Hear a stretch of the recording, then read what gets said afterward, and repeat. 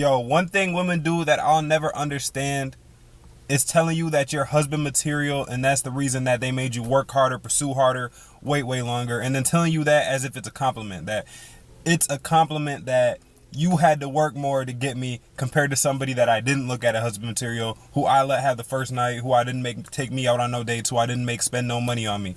Didn't have to do none of that, as if it's a compliment. You basically telling me that another man was able to show up, not lift a finger, and still be able to get everything he wanted. Again, though, y'all saying this husband material thing as if it's a compliment. Really think about how that sounds. There's no line of men waiting to be a stepdaddy. I'm afraid she has a point. There's lines of men waiting to you, yes. Especially black men, they're born with audacity. And so I'm not really sure where this whole narrative comes from, that men have been settling in the past and now they need to raise their standards. Your standards have already been higher than what you've even, deserved all this time. So humble yourself, King. Now you're a mom of 4 and you want the next man to, and you were married to and had children by. So what's your response to that? Well, it would be foolish for anyone to have the same standard they had at 18 years old when they're 36. I don't know. That's kind of a nonsensical question for the people who would ask that. Oh, they're going to say it. Absolutely, this is going to be said. Mm-hmm. This is why I wanted you to respond to it. Yeah, it doesn't make sense. Like, why would I go for this? Why would I have the same standards when I'm 18 as I would have when I'm 36? Let me speak from, I guess, that mindset. And that mindset, when I read the comments, and I've been doing the show for 4 years, basically a man that makes $150K, do you want to get married again? I would like to. Okay, so it will be a man that would have to accept you and your 4 children, essentially. Yeah. So the method, the mindset is, why would a man who makes $150K, potentially marry a woman that has 4 kids and her baby daddies or her ex-husband, because you were actually married, they didn't even make that requirement. So why, as a man that I have it, should I align myself with? Let me speed this up. This is let me do the Kendra Cam now. Wait, move back a little bit. So she said, why would a man want? I'm intelligent. I attend Harvard University. I'm very successful in my own right. Oh, you look good. Yo, check your Cash App. Oh my God, that's for me? I sent something for your hair, your makeup, lashes, nails, whatever. I love Mr. Cash App. What's your first name and your last name? Brianna Robinson. I'll flight for Jamaica, book for tomorrow night. Pack your bags. This is a real man. What about my friends? They here too? Check your Cash Apps. I got it? Oh my God, I love that sound. Wait, but I have 4 kids. Like, who's gonna take care of them? Check your Cash App. That's for the best nanny in the city. Your kid's Gucci. Oh, he's a step-up for real. Do you have a brother? Do you have a cousin? That Cash App sound makes my coochie growl. That's what I do, you feel me? I like my woman to step into her feminine energy, you feel me? Yeah! Okay, so before I talk about what I really want to talk about, don't you just love it getting older when you not only have to wear contacts to see far away, but you have to put reading glasses on top of your contacts that you can see close up? I have to eat my food with my reading glasses, and then to be able to talk to somebody on the other side of the table, I have to take my reading glasses off. It's ridiculous. It's ridiculous. What I wanted to talk about today was, I think, one of the biggest fears that I personally have as I'm getting older is, yes, the fear of growing old alone, but the fear of being invisible. And I don't know if you guys have noticed as you've aged that people don't look at you the same, or they don't even look at you anymore. I noticed a huge difference. And I noticed it first when I started going to the gym. And it was kind of like within the 6 months of after going through menopause and my face started to change. I noticed that people didn't look anymore. And, not that I'm a beauty queen and people were looking to, before, but I noticed a difference. I noticed that I was just a little bit more invisible. And I think that is a really big fear amongst a lot of women, that we just become invisible. And, you know, that fear of nobody sticking up for us, or, you know, us kind of getting left and shoved off into a corner like wallflowers.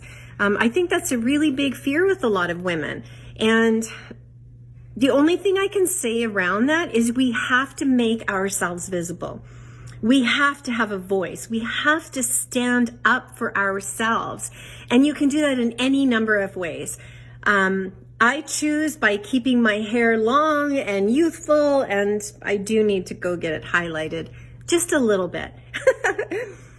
But, you know, by dressing youthful, by staying active, and, you know, trying to participate in as many things as I possibly can, so that I am visible. And most importantly, I feel visible to myself. And it's not about me being visible out there. It's so that I don't shrink into a wallflower in my home, staying here, you know, 7 days a week and never participating in society. So I think it's really important that we make the effort to make sure that people don't forget we exist. And whether that is in how you choose to dress, how you choose to be active and getting out there, but just don't shrink. Don't allow yourself to become invisible. And I think that is a lesson that a lot of women need to learn, is to be able to continue to show up in society as you did prior to going through menopause, prior to everything changing, to getting wrinkles, and to maybe looking a little bit older. Because the reality is that it's just biology. We're still the same up here, and we're still the same in here. So there's no reason that you should show up any differently when it comes to getting out into society. So that's my thought. So what do you guys think about that? I really want to know. I want to engage with you on this.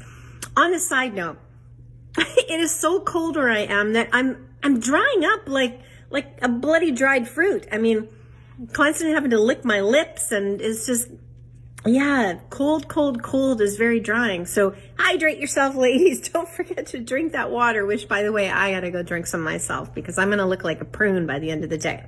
Okay, I want to hear what you guys have to say. So let me know, please.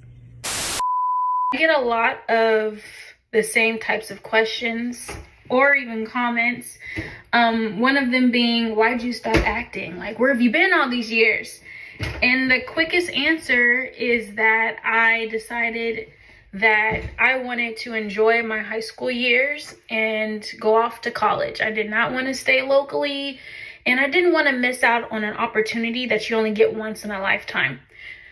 And that was to, you know, do the regular things like go to prom, be a part of sports, and a lot of the things that I wanted to do conflicted with the hours of when I would go on auditions for film and television.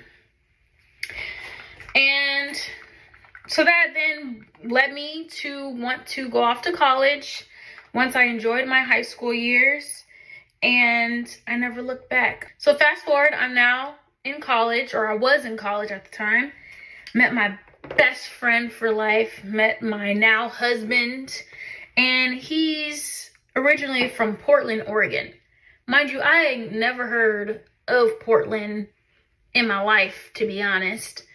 And that's where I ended up moving after college, because I knew I was gonna marry him. I now have 2 daughters, and this is my life, living in Portland, Oregon. I run my own business. I work full time, just like anyone else, and I'm enjoying my life. I have a beautiful life. Let me know in the comments if you want to learn more about my life growing up. I'm still exploring this content creation world.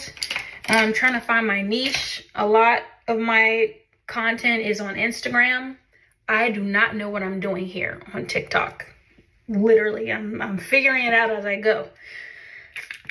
So yeah, y'all gave me kind of a direction to go in, if that is something important or, you know, a curiosity that you all have. Otherwise, I, you know, post a lot about my kids, and just like relatable relationship content is also like my niche. Yeah, you should stick around if you want. to add on to the 304 conversation of why we don't see black men, or why a lot of us will say no AA. And it's simply because you niggas, even when you do have the money, you don't think that you need to pay. And what's crazy is y'all are literally at the bottom. You make less money than anybody else. You don't have the degrees. You don't have the jobs. Y'all literally don't have anything offer but having to pay. And the fact... We don't have anything to offer. But you are literally a lady of the night. What do you have to offer? What is your great contribution to society? Standing on the corner? That's crazy. The fact that y'all think that y'all are still desirable enough to where you don't have to pay, and you clearly see that even your preference is denying you, is crazy. Black men are in denial about their worth and their value, not only in sex work, but just in society. Black men were ranked the second most desirable men. Now, of course, that's on dating apps, but when it comes to dating, based on our skin color, if you're bringing this up, we have no problems. You have a problem, though. And that's your job. You shouldn't be talking down on anyone with a job like that. Like, so many black women are divesting from black men. So many preferences. You should divest from black men. Like you, as a matter of fact, why you sell it.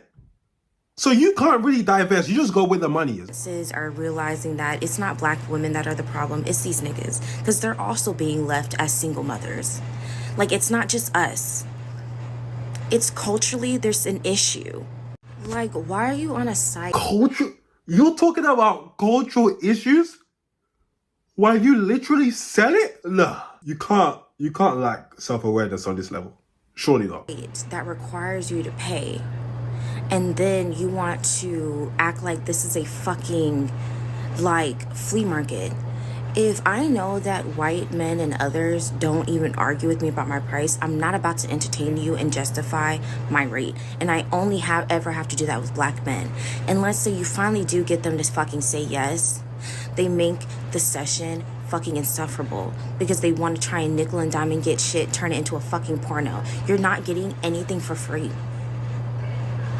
This is the service you paid for. This is the service you're going to get. But even when it comes to like dating and marriage, I see that black men are not willing to. Oh, wow. How are you conflicting?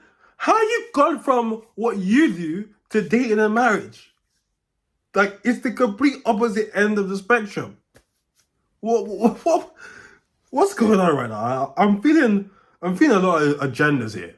I'm feeling a lot of agendas because this don't make no sense. Spend money on anything unless it's something they want or they feel like has value in it, like a fucking car or just dumb shit, or their homeboys. It's crazy. Black men are so homophobic. They are the main ones to do some of the most homoerotic shit with their homeboys. It's very weird. And I promise you, it's not just the women. Gay black men also will put in their ad that they will not see black men. It's gotten that bad. When even your own won't see you, it's a problem. You don't know how to hold a real nigga down? You can't even hold yourself down, baby. And consider this my love letter to you. Cause you know, like I said before, it's a cold world